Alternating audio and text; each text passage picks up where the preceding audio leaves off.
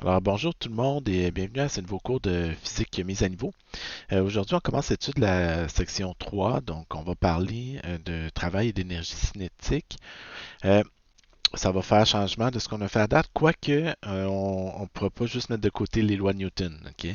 Ce qu'on va apprendre aujourd'hui, dans le fond, on va apprendre dans les documents précédents, on a vu par exemple comment regarder les forces sur un objet pour évaluer excusez, pour évaluer l'accélération ressentie par un objet, puis après d'utiliser l'accélération qu'on calculait pour prévoir, par exemple, comment allait varier la vitesse d'un objet qui avait avancé de quelques mètres. Mais aujourd'hui, on va voir une autre façon, on va voir un autre concept, puis c'est probablement un des concepts centraux de la physique. C'est vrai, on va parler de... Bon, au début, on va introduire le concept de travail d'énergie cinétique, mais vers quoi on s'en va? On s'en va vers la conservation de l'énergie, qui est probablement le plus gros morceau en physique là, qui va être important de bien comprendre. OK? Donc aujourd'hui, en fait, c'est ça, comme je vous disais, on commence l'étude de la section 3. On commence par définir c'est quoi le travail. OK? On ne verra pas exactement d'où vient euh, cette formule-là, euh, mais rapidement, on définit le travail qu'une force exerce sur un objet. OK? Donc, il faut faire attention ici aussi au vocabulaire. Là, donc, souvent, on a tendance à utiliser des mots qui se ressemblent pour définir des choses qui, selon nous, se ressemblent de façon très intuitive. Force, travail, puissance, énergie, c'est tous des concepts qui sont utilisés de façon plus ou moins équivalente souvent dans notre tête. Mais on voit, pas juste aujourd'hui, là, mais un des buts de tout ce qu'on voit en physique, c'est vraiment de montrer qu'il y a une différence entre ces concepts-là. Donc, le travail qui exerce une force. On appelle ça W parce que c'est work en anglais. C'est littéralement la traduction de travail. On dit chaque force qui est exercée sur un objet va faire un travail. Le travail fait par une force sur un objet dépend de trois choses. Ça va dépendre, donc ici, si on réécrit, mon curseur, excusez. Donc, si on définit le travail euh, comme étant le produit de F, de delta S, puis de cos theta, donc le travail dépend de trois facteurs. Ok? Il va dépendre évidemment de la grandeur de la force qu'on exerce sur un objet. Donc, plus la force qu'on exerce sur un objet est grande, plus le travail que va faire cette force-là peut être grand. Ok? Ça va dépendre du déplacement sur lequel on traîne l'objet. Donc, c'est sûr que si vous déplacez l'objet sur une plus courte distance ou sur une plus grande distance, le travail que va avoir fait la force pendant ce temps-là va avoir changé lui aussi. Ok? Puis, ça dépend de θ. Θ, c'est quoi? Θ, c'est l'angle entre la force et le déplacement. OK, donc c'est indiqué ici. Concrètement, on va tout de suite faire un exemple, là, mais c'est vraiment relié. C'est l'angle entre la force, entre le vecteur force puis le vecteur déplacement. Pour ceux qui ont fait un petit peu de maths peut-être plus avancé ou à qui ça rappelle quelque chose, c'est le produit scalaire d'une force puis d'un déplacement. OK? Donc, comment dire, si vous avez une force comme ça, puis qui déplace un objet comme ça, on va toujours prendre l'angle entre la force et le déplacement pour calculer le travail. On remarque aussi, dans le fond, qu'imaginons, juste avant de faire un exemple numérique, donc justement, supposons que vous avez un objet comme ça, puis vous tirez sur celui-ci avec une force externe comme ça, puis vous déplacez l'objet sur un plan incliné comme ça. Pourquoi l'angle est important ici? OK? Mais c'est parce qu'intuitivement, si je tire parallèlement au déplacement de l'objet, ou si je tire perpendiculaire au déplacement de l'objet, on s'entend que ça ne sera pas aussi efficace pour déplacer l'objet. Si vous tirez comme ça sur un objet que vous voulez déplacer comme ça, ben bonne chance. Ok? Vous pouvez tirer autant que vous voulez à la verticale sur un objet. Si vous voulez le déplacer à la verticale, ça ne fonctionnera pas. À l'inverse, si vous tirez de façon complètement parallèle au déplacement de l'objet, c'est là que la force que vous allez exercer va être la plus efficace. Donc, intuitivement, il y a cette notion-là d'orientation de la force relative à celle du déplacement qui est importante. OK? Mais il n'y a rien de mieux que d'illustrer ça à travers des exemples. Donc, on va commencer. On vous dit, par exemple, un premier exemple, on dit une balle de 300 grammes est lancée dans les airs. Puis on dit le travail exercé par le poids de la balle pendant un déplacement de 40 cm vers le haut est de euh, F fois delta S fois cos de θ. Il manque le F fois delta S ici, excusez, je viens de remarquer. OK. Donc, c'est toujours la grandeur de la force multipliée par la grandeur du déplacement. Puis c'est l'angle entre les deux qui va décider si le travail est positif ou négatif. On va y revenir. OK. Donc, à l'exemple numéro 1, on vous dit vous avez une caisse de 50 kg. Vous avez un coefficient de frottement cinétique entre la caisse et le plancher de 0,25. Georges tire sur la corde avec une force de 200 N, puis la caisse se déplace ainsi de 5 mètres à partir du repos. Calculer le travail effectué par Georges sur la caisse. Donc, oui, c'est différent la matière, mais à la base, il faut revenir à ce qu'on avait vu dans la section précédente, c'est-à-dire faire des schémas de force. OK? La première partie, ça va être de faire le schéma de toutes les forces qui agissent sur la caisse. Donc, vous avez le poids qui est orienté vers le centre de la Terre, la normale, parce que vous avez un contact entre la caisse et le plancher. La normale est exercée par le plancher sur la caisse par le plancher pour éviter que la caisse passe à travers. Vous avez Georges qui tire avec une force externe. Vous pouvez appeler ça une tension si vous voulez. Vous pouvez appeler ça Georges si vous préférez. OK, c'est pas important. Évidemment, si notre objet se déplace dans cette direction-là, vers la droite, vers la droite, excusez, la caméra fait mal en l'envers, le frottement va s'opposer. Le frottement va s'opposer au glissement. Donc, si l'objet s'en va dans cette direction-là, le frottement va s'opposer. Donc, aller dans cette direction-ci. Donc, il y a du frottement ici, du frottement cinétique. Donc, quand on fait des schémas de force, ce qui est important ici, dans la section précédente, ce que je vous disais toujours, c'est aller tracer dans quelle direction l'objet accélère. Mais ici, ce qui est important, c'est dans quelle direction l'objet se déplace, tout simplement. Okay? Donc, on ne parlera plus d'accélération ici. Donc, si je veux si je veux étudier le travail, je dois faire deux choses. Mettre un vecteur qui décrit le déplacement de mon objet. Donc, mon objet se déplace à l'horizontale vers la droite. Puis, je vais avoir besoin d'introduire un système d'axe aussi. Okay? Donc, je vais mettre un système d'axe X et Y. Donc, ici, je vous suggère d'aligner X avec le déplacement, quoique la plupart du temps, ça va être plus simple comme ça. Okay? Donc, on vous demande de trouver en premier, le travail effectué par Georges sur la caisse. Donc, on aura deviné, ici, comme il y a 4 forces qui agissent sur la caisse, il va y avoir le travail de chacune de ces 4 forces-là évalué. C'est ce qu'on vous demande en A, B, C, D. Donc, chaque fois que vous avez une force, vous allez pouvoir calculer le travail qui est associé à cette force-là en utilisant la formule générale pour le travail qui est force fois déplacement fois cosinus de θ. Donc ici, la force, c'est quoi? C'est la force exercée par Gaston. Par Georges, pardon.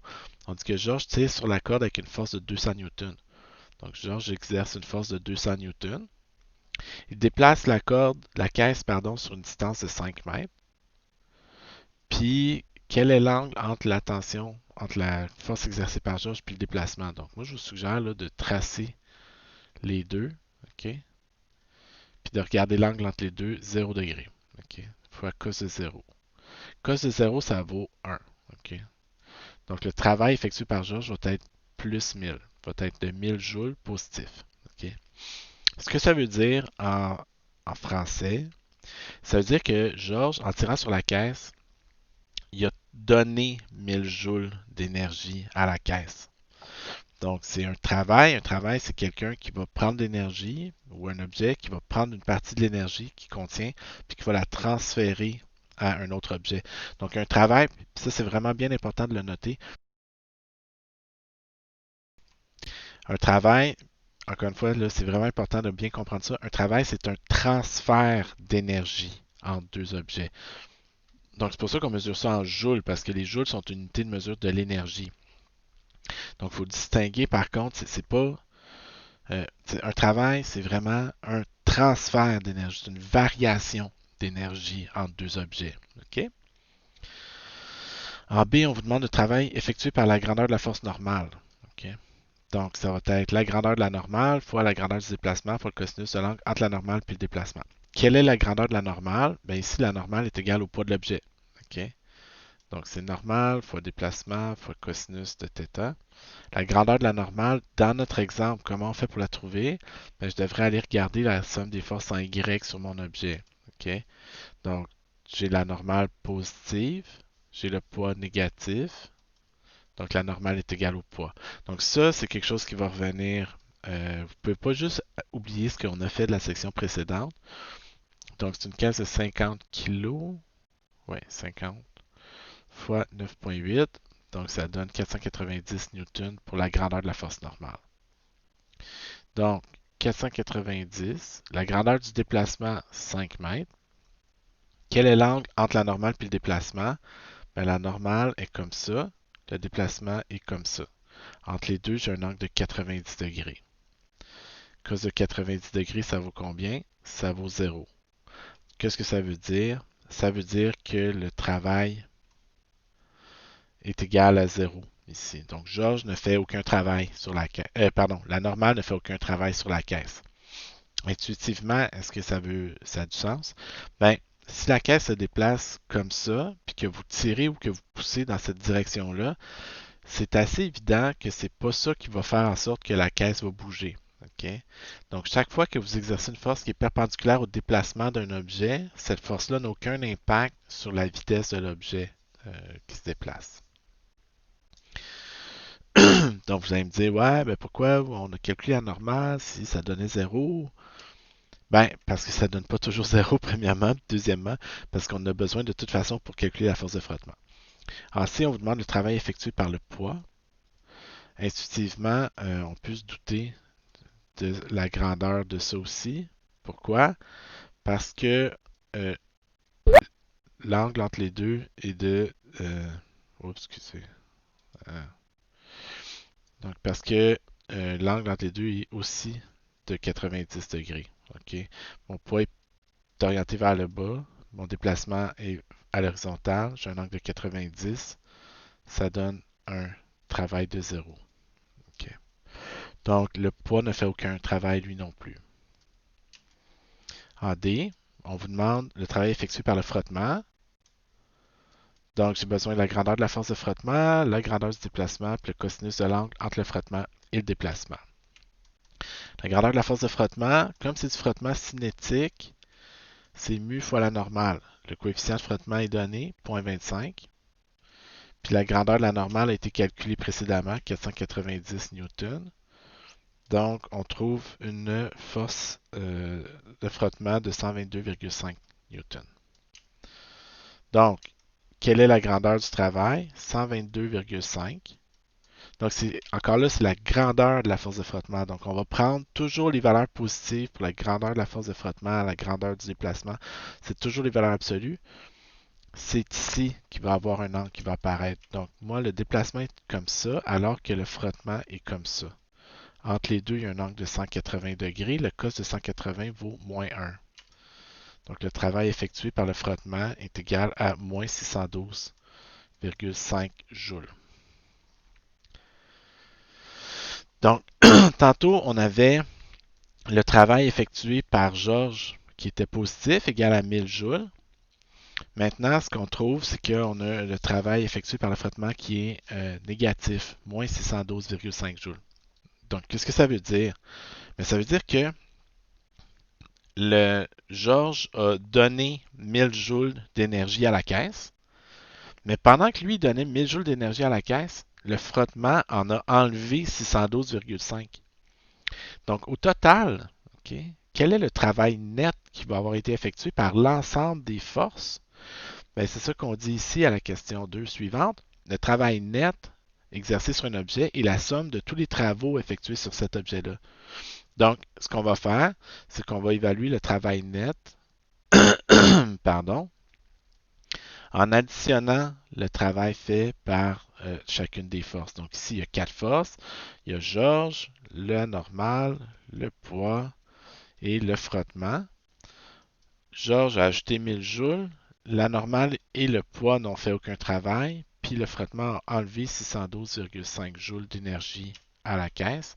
Donc, au net, au total, la variation d'énergie, pardon, le travail net ressenti par la caisse est de 387,5 joules positif. On peut voir un peu le travail comme de l'argent. OK? C'est un peu niaiseux, mais pourtant c'est un bon exemple. Donc, mettons, je sais pas, moi, vous travaillez, vous gagnez de l'argent. Donc, il y a quelqu'un qui va vous donner de l'argent.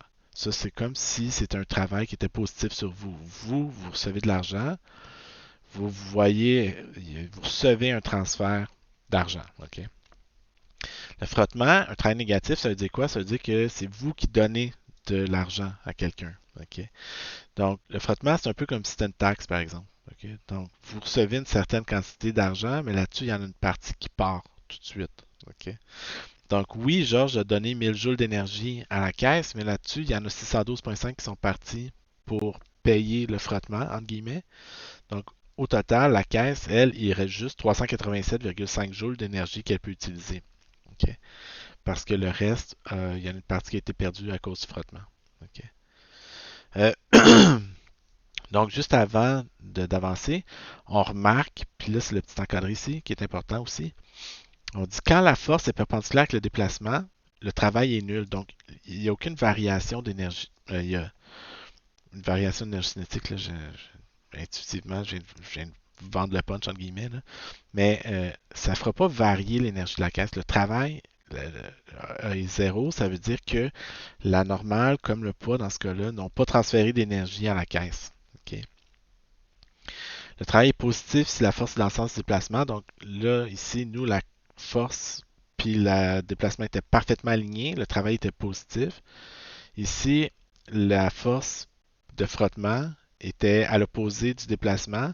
Donc le travail qu'on a trouvé était négatif. OK. Donc, à quoi ça sert? Ben, juste avant de montrer à quoi ça sert tout ça, on va définir le concept d'énergie cinétique. On dit n'importe quel objet qui est en mouvement possède de l'énergie cinétique qu'on appelle K.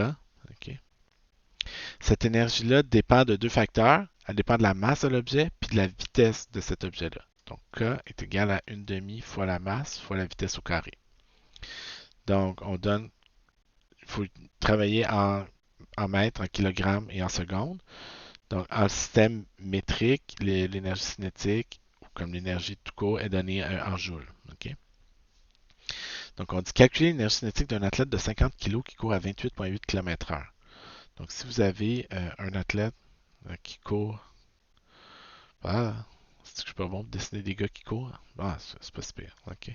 Donc, il court à 28,8 km/h. Ben, on va transformer ça premièrement en mètres par seconde. Il faut que la vitesse soit en mètres par seconde. Donc, on se souvient qu'on divise par 3,6 km/h par mètre par seconde. Donc, ça donne une vitesse de 8 mètres par seconde ici. OK.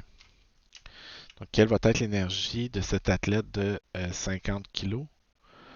Une demi fois 50 fois 8 à la 2. 8 à la 2, 64. Divisé par 2, 32 fois 50, 1600 joules. OK.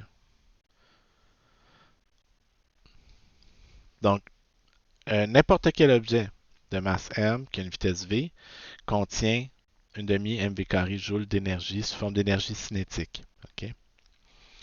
Donc, à quoi ça sert? Donc, établissons la relation entre le travail et l'énergie cinétique. On dit le travail net sur un objet est égal à sa variation d'énergie cinétique. Donc, on dit que le travail net est égal à la variation d'énergie cinétique qu'un objet va subir. Ça a-tu de l'allure, ça, intuitivement? OK? Bien, imaginons que, comme dans l'exemple précédent, que la caisse a subi un travail net de 387 joules. OK?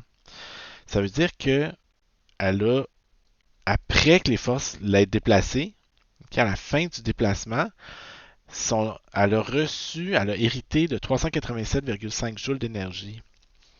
Qu'est-ce qu'elle va faire avec ça? Okay? Ben, le théorème d'énergie cinétique, qui est ça ici, nous dit que le travail net nous renseigne sur la variation d'énergie cinétique entre deux points. Donc, indépendamment de l'énergie cinétique que vous avez au départ, là, donc delta K, c'est une variation d'énergie cinétique. Donc, indépendamment de comment vous en aviez en partant, si le travail net est de 387,5, ça veut dire que vous avez gagné 387,5 joules d'énergie cinétique. Donc, ça ne dit pas combien vous en avez à la fin. Ça dit juste de combien elle a varié entre le départ et la fin. OK?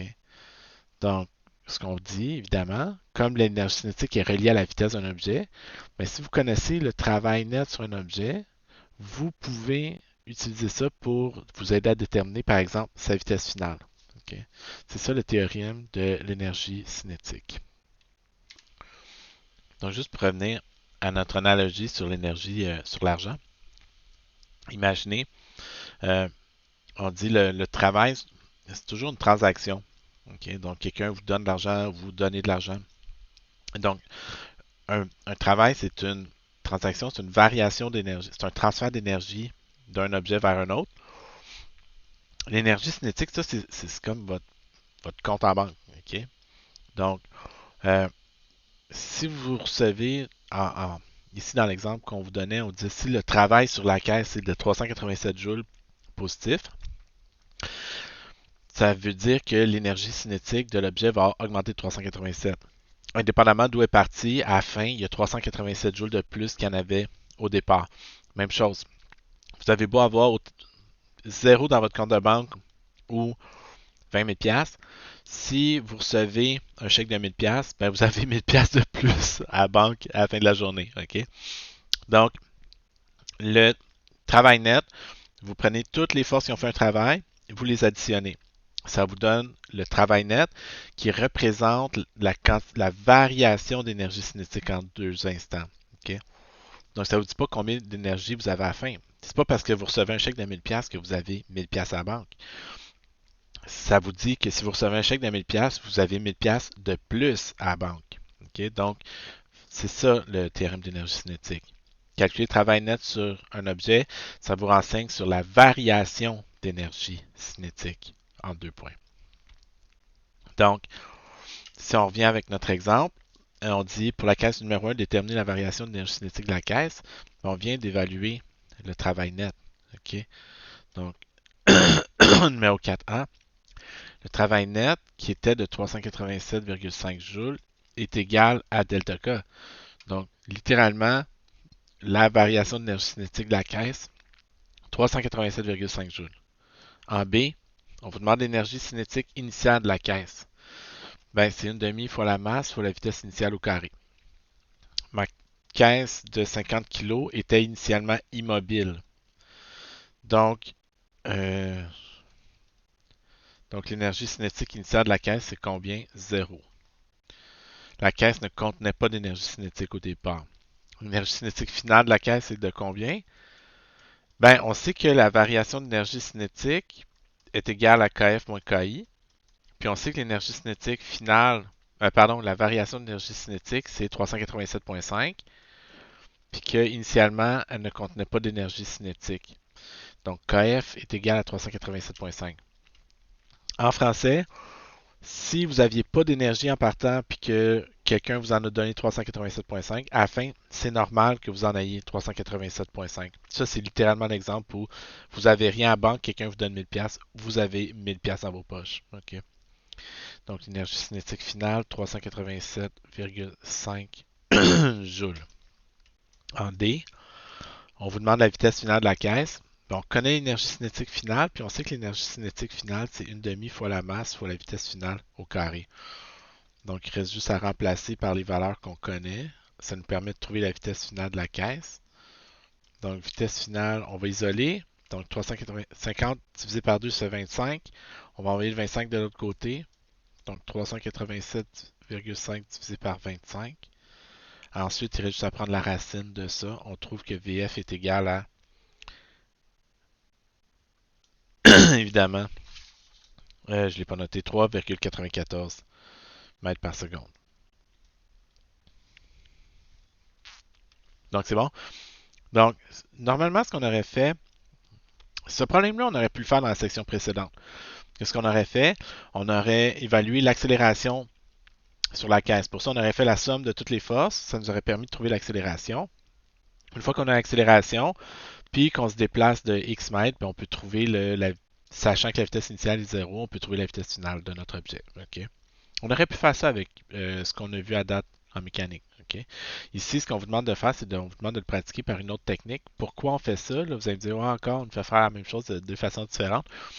Ben, c'est parce que à court, moyen terme, il y a des choses que vous pouvez faire avec ça que vous ne pouvez pas faire avec la deuxième loi de Newton. OK?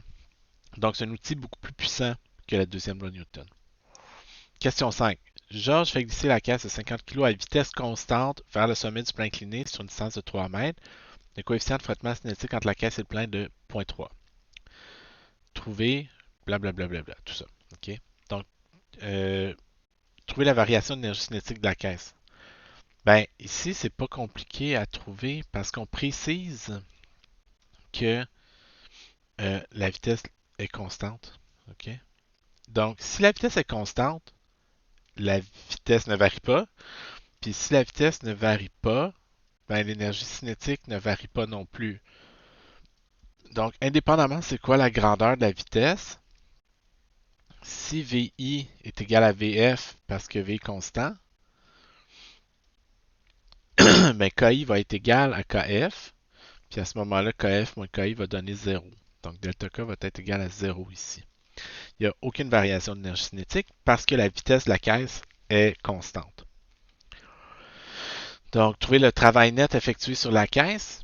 Ben, le travail net étant égal à la variation d'énergie cinétique, le travail net va être égal à 0 lui aussi. Okay? Donc, ça veut dire que peu importe quelles sont les forces qui font le travail, je sais que si j'additionne le travail fait par chacune des forces, ça va donner 0. Okay? En C, on vous demande le travail effectué par le poids de la caisse. Donc là, il va falloir faire attention. Ici, on va vous demander le travail fait par les 4 forces qui agissent sur la caisse. Donc pourquoi les 4? Quelles sont les forces qui agissent sur la caisse? Vous avez le poids, vous avez la normale, vous avez le frottement, puis vous avez Georges qui tire sur la caisse, donc une tension ou une force Georges. OK? Donc, le travail effectué par le poids. Ouais, excusez, il manque deux choses. On vous dit maintenant tracer dans quelle direction la caisse se déplace. Elle se déplace vers le haut du plan incliné, puis ensuite tracer un système d'axe. OK.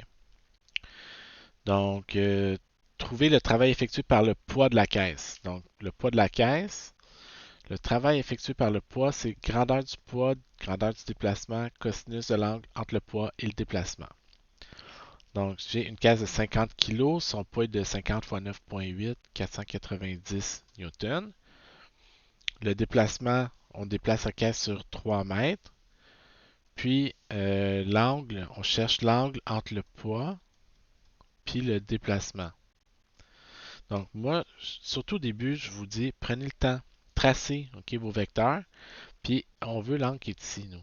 OK? Comment on évalue cet angle-là? Ben, moi, je sais que j'ai un angle de 35 degrés par rapport à l'horizontale ici. Donc, ça, c'est 35 degrés. Puis, je sais que j'ai un 90 ici.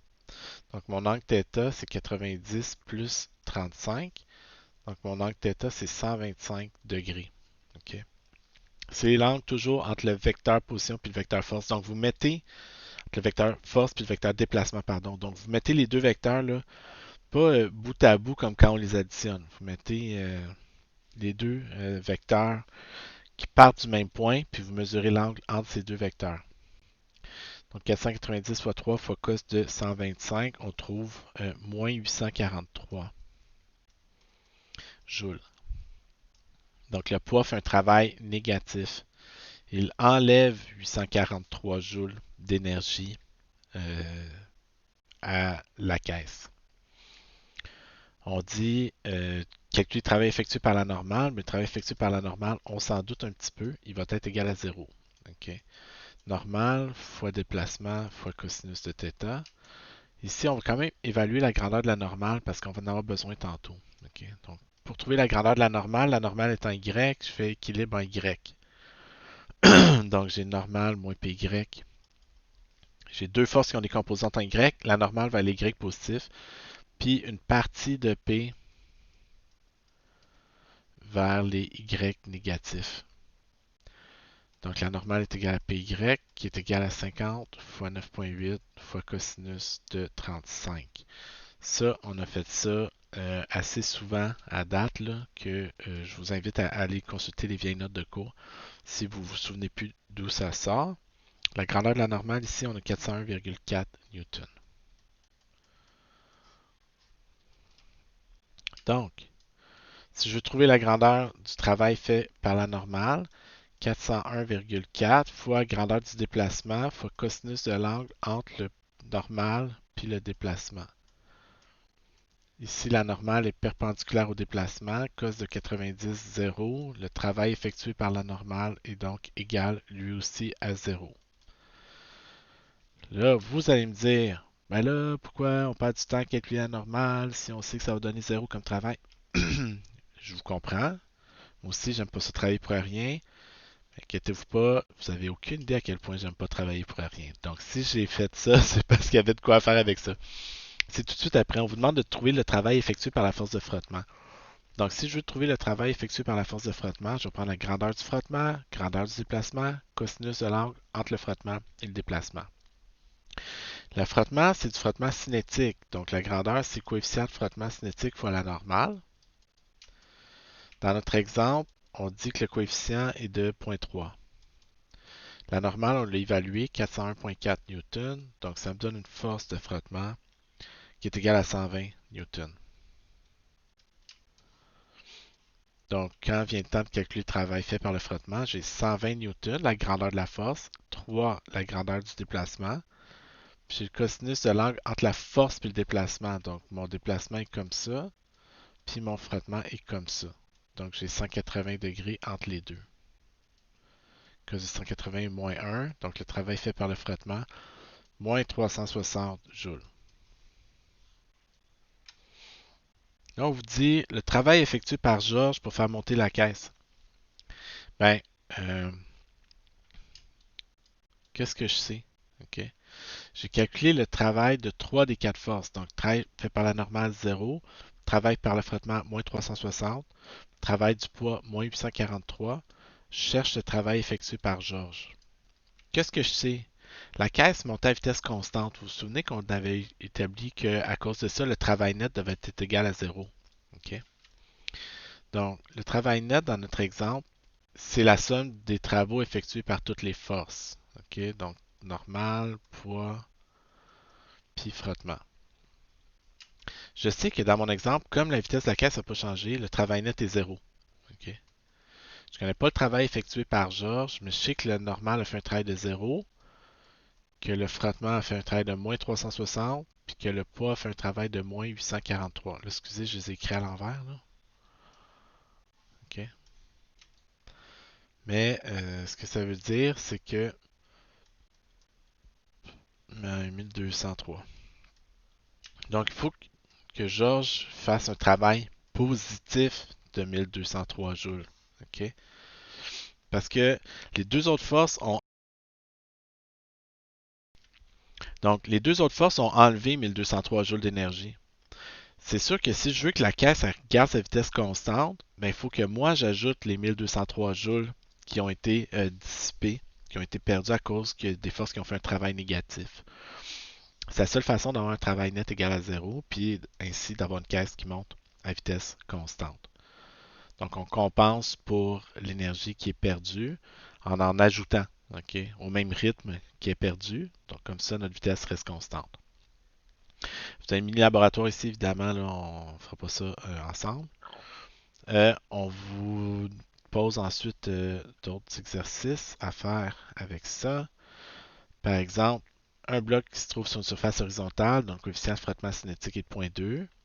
Le bloc est initialement immobile, mais sous l'action d'une tension de 20 newtons se déplace de 5 mètres. Trouvez le travail net sur le bloc. Donc, ici, on vous demande tout de suite le travail net sur le bloc. Donc, on ne vous donne plus toutes les étapes intermédiaires, mais les étapes que vous devriez faire, toujours, c'est la première chose, faire un schéma de force encore sur le bloc. Donc, sur mon bloc, on va venir faire un schéma de force. Donc, j'ai mon bloc, j'ai le poids, la normale, la tension et le frottement qui s'oppose au glissement. Donc, moi, je tire sur la caisse, elle résiste à cause du frottement. Ensuite, indiquer la direction dans laquelle l'objet se déplace, puis tracer un axe des X, puis un axe des Y. Ok, donc ça, c'est la première étape, comme toujours. On vous demande le travail net. Ben, le travail net va être la somme de tous les travaux. Donc ici, je vais avoir à calculer le travail fait par la normale, travail fait par le poids, travail fait par la tension, travail fait par le frottement. Ok.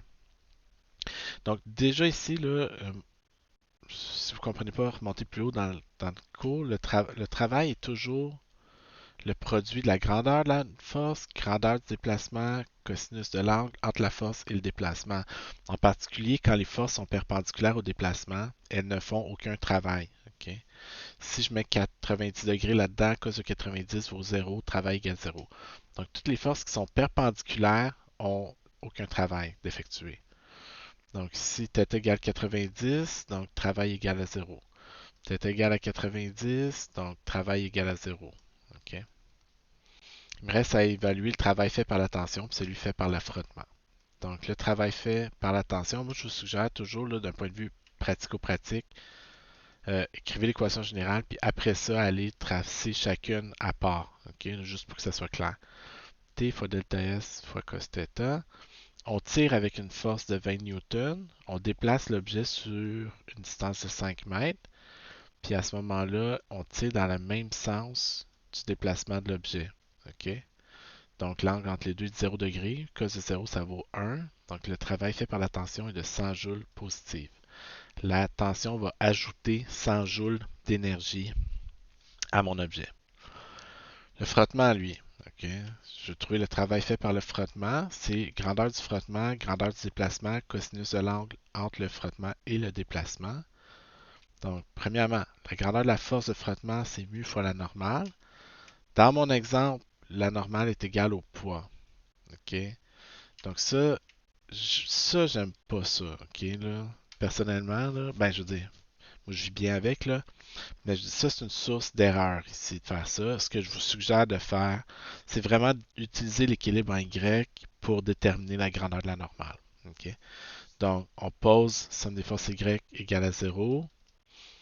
On regarde les forces qui ont des composantes, puis on trouve que la normale est égale à mg. OK? Dans cet exemple-là. Donc, le coefficient est de 0,2. La grandeur de la normale, c'est un bloc de 6 kg. Donc ça fait 58,8 fois 0,2, ça donne 11,76 joules. Pardon, Newton. C'est une force. OK. Donc, quel est le travail effectué par le frottement? 11,76 multiplié par 5, multiplié par l'angle entre le vecteur déplacement puis le vecteur frottement, qui est 180 degrés. Cos de 180 degrés, ça vaut moins 1. Donc, le travail effectué par le frottement, ça va être moins 58,8. Ce qui fait qu'on peut maintenant évaluer le travail net. OK? J'ai une force qui a ajouté 100 joules. J'ai une force qui a enlevé 58,8 joules. Donc, il me reste juste 41,2 joules d'énergie de plus que ce que j'avais au départ. OK? Donc, on utilise ça pour trouver le travail net. 41,8 41,2 joules, qui est le travail net. Ensuite, si on veut trouver en B la vitesse du bloc suite à ce déplacement, on sait que le travail net, c'est égal à la variation d'énergie cinétique. On sait que l'énergie cinétique dépend de la vitesse d'un objet. Okay? Donc, en particulier, si l'objet initialement était immobile, okay? Donc l'objet était initialement immobile, ça veut dire que sa vitesse initiale est égale à 0. Ça veut dire que l'énergie cinétique initiale est égale à 0. Donc le travail net est égal à 1 demi fois la masse fois la vitesse finale au carré.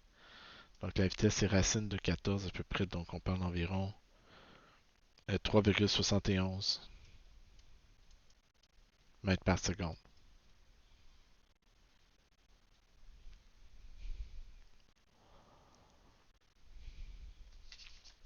Puis un dernier exemple maintenant sur un plan incliné, celui-ci. OK. On dit vous faites glisser une caisse de 7,2 kg pardon, vers le bas d'une rampe. Donc dans le fond, là, c'est sûr, là, ce qui est mêlant au début, c'est qu'on est habitué, on voit une force qui pointe vers le haut, fait qu'on a l'impression que la caisse, ça s'en va vers le haut. Mais non, non, non, c'est juste, imaginez là, que vous avez une caisse qui est très lourde, puis vous voulez pas juste la laisser partir. OK? Vous voulez la retenir pour l'empêcher de partir. Donc, vous allez tirer vers le haut du plan incliné, mais vous allez accompagner la caisse, vous allez la laisser descendre. Donc, la caisse a subi une force qui est orientée vers le haut, même si elle se déplace vers le bas du plan incliné. OK? Donc, vous faites glisser une caisse de 7,2 kg vers le bas d'une rampe. La rampe fait 22 avec l'horizontale, coefficient de frottement de 0,2. Vous exercez une force de 10,23 Newton. La caisse est initialement immobile. Calculez le travail net sur la caisse. Donc, première chose, encore une fois, comme j'ai besoin du travail net, ben, j'ai besoin de savoir c'est quoi les forces qui agissent sur la caisse.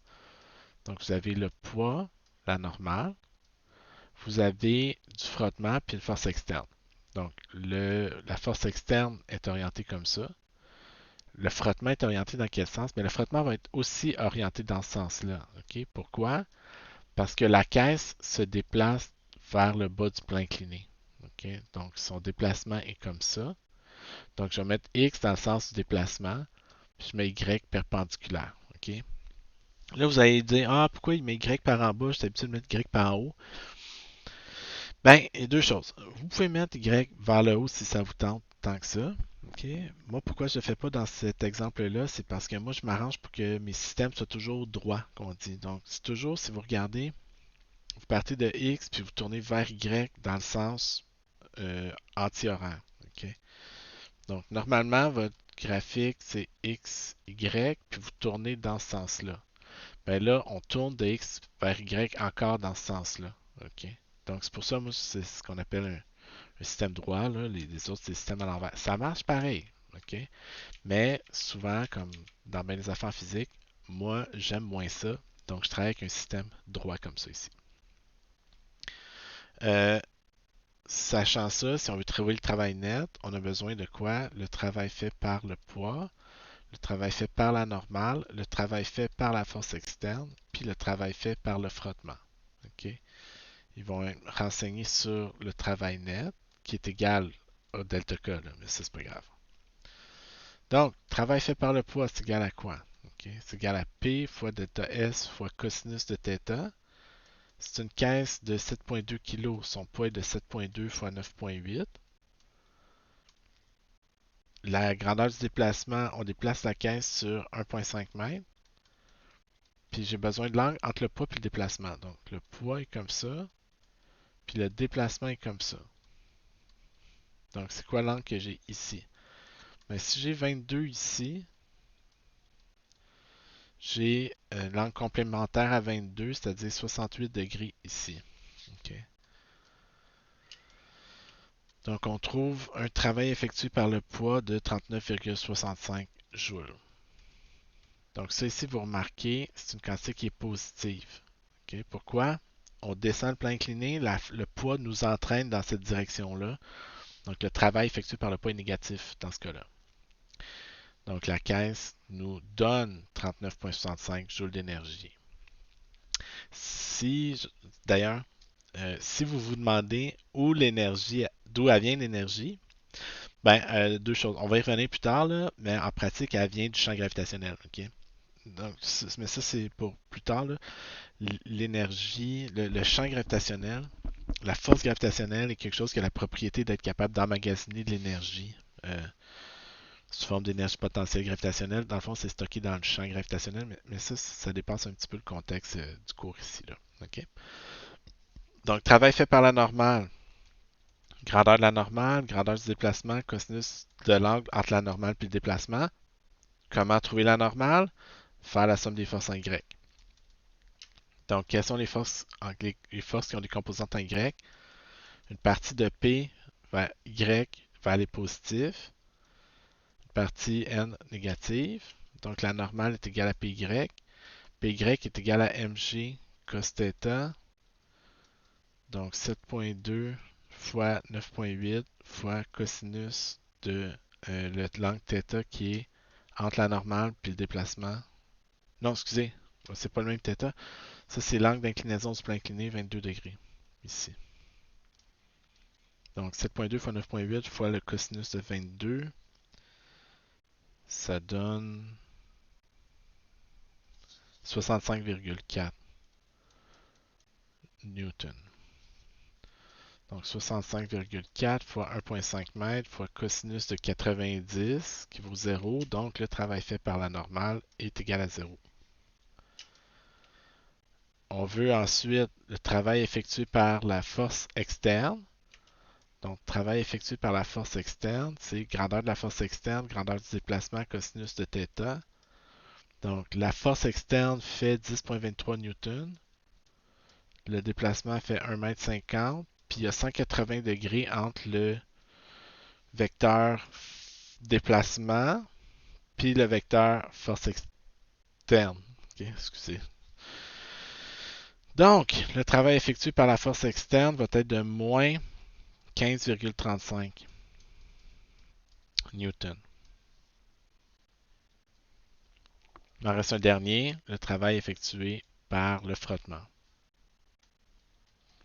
Grandeur du frottement, grandeur du déplacement, cosinus de l'angle entre le frottement et le déplacement. La force de frottement, c'est mu fois la normale. Donc, mon coefficient mu ici est de 0,2. Le normal, 65,4. Donc, ça donne 13,08. Donc, quelle est la grandeur du frottement?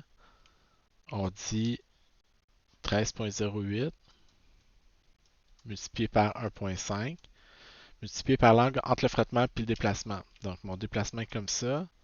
Mon frottement est comme ça. 180 degrés entre les deux.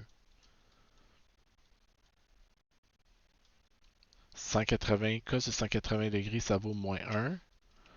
Donc, le travail effectué par le frottement vaut moins 19,62 joules. OK. Donc là, je peux trouver le travail net. J'ai trouvé le travail fait par chacune des quatre forces. OK. Donc le travail net, c'est le travail fait par le poids. Le travail fait par le poids, c'est 39,65 joules. Travail fait par la normale, 0. Travail fait par la force externe, moins 15,35. Travail effectué par le frottement, moins 19,62.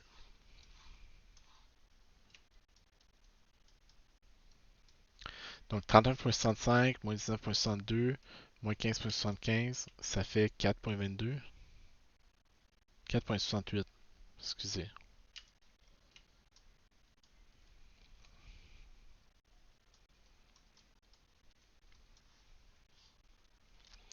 On dit utiliser le théorème de l'énergie cinétique pour calculer la vitesse de la caisse à 1,5 m de son point de départ.